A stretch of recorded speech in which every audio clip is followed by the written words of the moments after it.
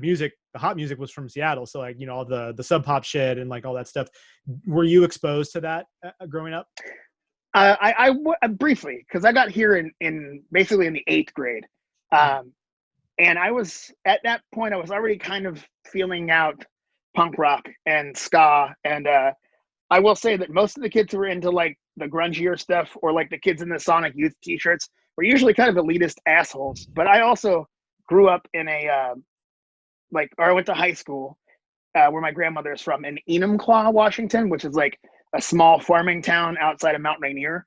So, those folks just listened to the radio mostly. It wasn't a whole lot of people looking for other stuff musically. So I can't judge the whole scene on that, but I can say that most of the Nirvana kids were fucking annoying, and like definitely people I didn't hang out with. And I usually got in arguments with a lot of those folks.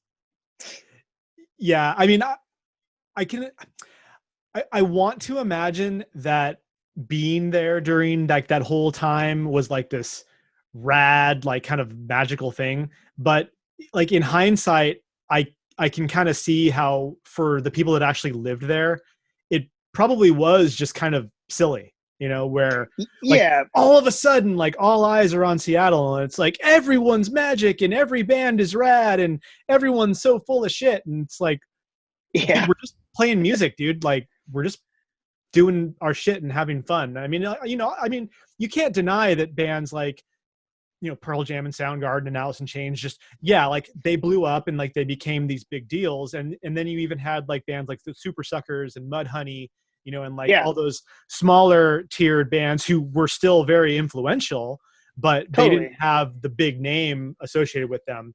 But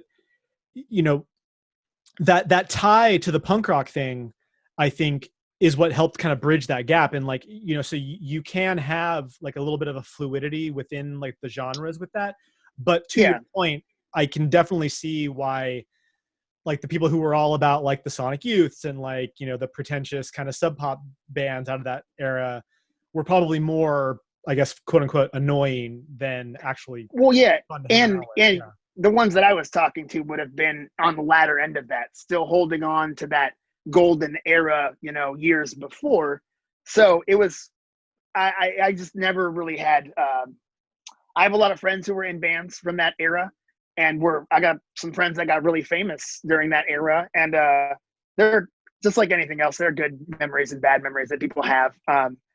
But these days it's not the same. It's very different these days. And the city is drastically different. If anyone ever wants a